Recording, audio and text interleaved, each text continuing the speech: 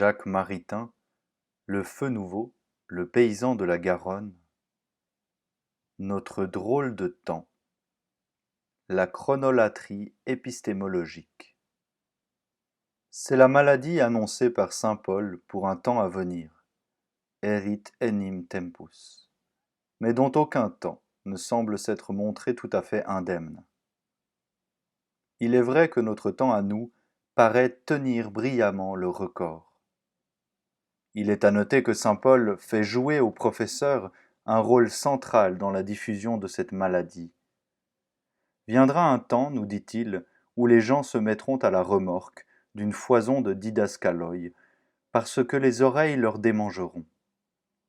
Autant dire que cette maladie, très contagieuse à ce qu'il paraît, aura son foyer chez les experts ou les professeurs. Et le prurite aux oreilles deviendra si général qu'on ne pourra plus écouter la vérité, et qu'on se tournera vers les fables. Epitus mutus, écrit saint Paul, vers les mythes.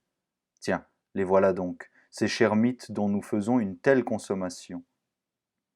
Bien sûr, mais non pas les grands mythes vénérables de la jeunesse de l'humanité. Nos démangeaisons ont affaire à des mythes de décrépitude, des mythes inféconds et fabriqués par des professeurs, en particulier les mythes de la démythisation.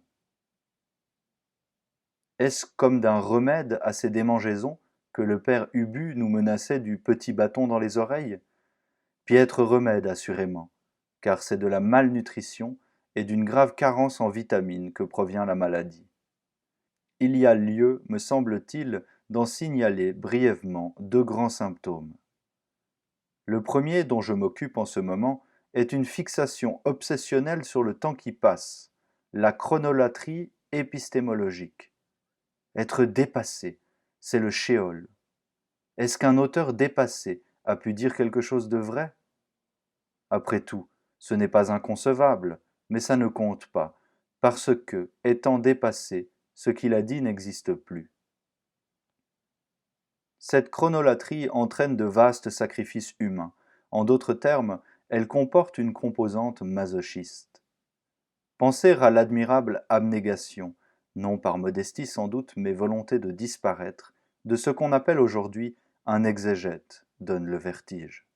Il se tue de travail, il donne le sang de ses veines pour se trouver dépassé dans 2 ans. Et ça continuera toute sa vie. Et quand il mourra, il sera définitivement dépassé. Son travail servira à d'autres à dépasser et se faire dépasser à leur tour.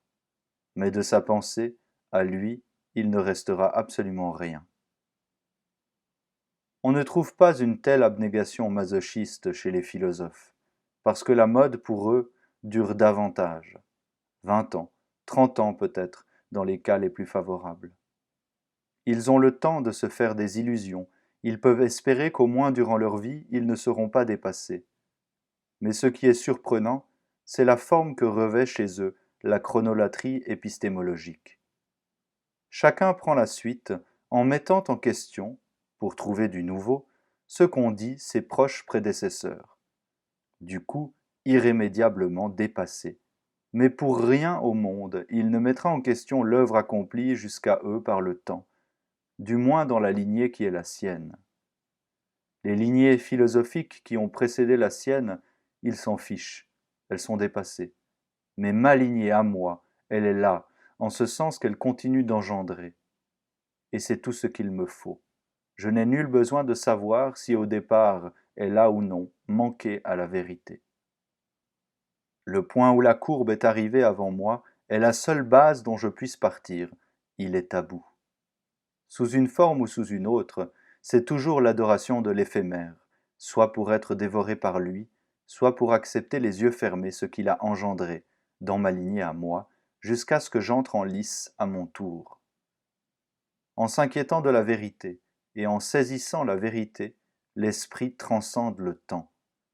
Faire passer les choses de l'esprit sous la loi de l'éphémère, qui est celle de la matière et du pur biologique, faire comme si l'esprit était soumis au dieu des mouches, voilà le premier signe, le premier symptôme majeur de la maladie dénoncée par saint Paul.